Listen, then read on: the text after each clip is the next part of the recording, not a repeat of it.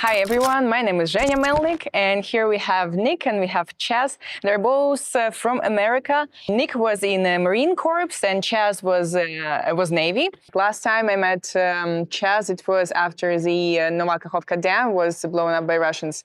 How did that impacted the landscape now? What did it change in terms of like tactical possibility of tactical operations and stuff?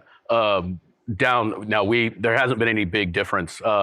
You still have a river. At the end of the day, it's maybe a little bit smaller now, but like I said, you were there when the flood waters came up, and that would make it obviously very difficult because now you have houses, there's debris, you don't know where the river is shifted. There's a lot of unknowns. But after a couple weeks and all the water so I'm looking at it right now on the map.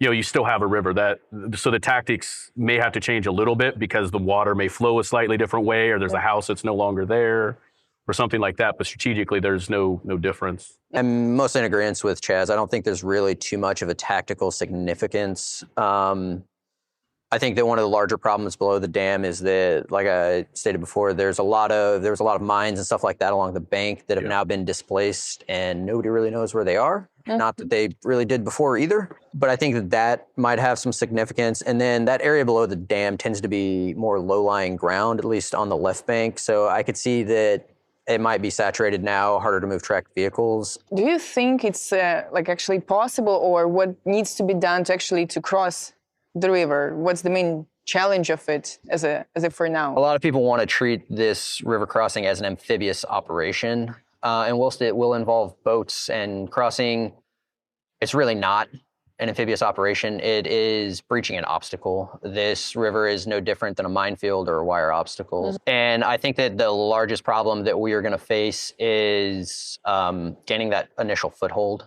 because of the terrain across that river and because it's very heavily fortified by the Russians. For a lot of that area, you're either going across the river directly into a complex urban environment. So you're going into a town, basically, or you're going into 1 kilometer to 2 kilometers of basically swamp. So it's like you're going into either way, you're going into a very difficult environment to operate in, and especially for armored vehicles. And another big part about that is understanding what we're going to do when we get to the other side of the river. On the other side of the river from Lake Kherson, you have Olevsky, right?